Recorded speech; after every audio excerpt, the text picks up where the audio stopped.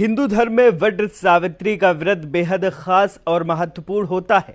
धार्मिक मान्यताओं के अनुसार इस व्रत को सुहागिन महिलाएं अपने पति की लंबी उम्र और संतान प्राप्ति के लिए रखती हैं। हर साल ज्येष्ठ माह में कृष्ण पक्ष की अमावस्या तिथि के दिन यह व्रत रखा जाता है। इस व्रत को रखने से अखंड सौभाग्य की प्राप्ति होती है। इस साल 30 मई को वट सावित्री का व्रत रखा जाएगा। पीपल की भांति वट वृक्ष का भी विशेष महत्व है। इस व्रत को रखने से सौभाग्य एवं संतान की प्राप्ति होती है। धार्मिक मान्यताओं के अनुसार वट वृक्ष में ब्रह्मा, विष्णु एवं महेश का वास होता है। वट वृक्ष के नीचे बैठकर पूजन व्रत कथा सुनने से समस्त मनोकामनाएं पूर्ण होती हैं। वट सावित्री व्रत के दिन मां सावित्री के साथ यमदेव की पूजा भी करना चाहिए।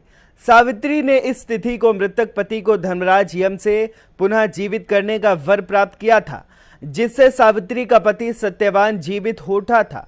इस दिन व्रत रखने वाले को मिट्टी से निर्मित मां सावित्री तथा यमराज की प्रतिमा का पूजन विधि विधान पूर्वक करना चाहिए।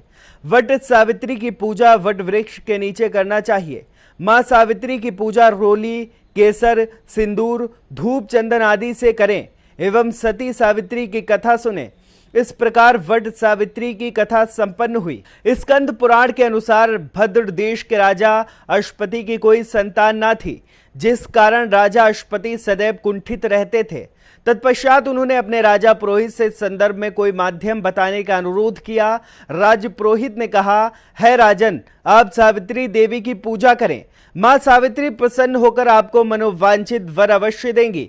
राजा अश्वपति ने संतान प्राप्ति के लिए कई वर्षों तक तपस्या की, जिसमें मां सावित्री अति प्रसन्न हुई।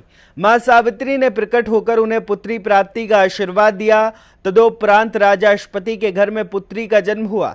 राजा अश्वपति ने मां सावित्री के नाम पर अपनी पुत्री का भी नाम सावित्री रखा। समय के साथ सावित्री बड़ी होती गई। सावित्री सब गुणों से संपन्न कन्या थी, जिस कारण राजा अश्वपति को सावित्री के योग्य वर नहीं मिल पा रहा था। कुछ समय पश्चात राजा ने सावित्री को स्वयं वर तलाशने के लिए कहा। सावित्री अपने वर की तलाश में एक वन में जा पहुंची, जहां उसकी भेंट साल्व देश के राजा दमयुतसेन से होती है। दमयुतसेन का राजपाट छिन गया था, जिस कारण साल्व का राजा अपने परिवार सहित उसी वन में रहते थे। सावित्री ने जब राजा के पुत्र सत्यवान को देखा तो सावित्री ने उन्हें पति रूप में वरण कर लिया। यह बात जब महर्षि नारद को ज्ञात हुई तो उन्होंने इस संदर्भ में राजा अश्वपति को बताया कि आपकी कन्या को वर ढूंढने में भारी भूल हुई है।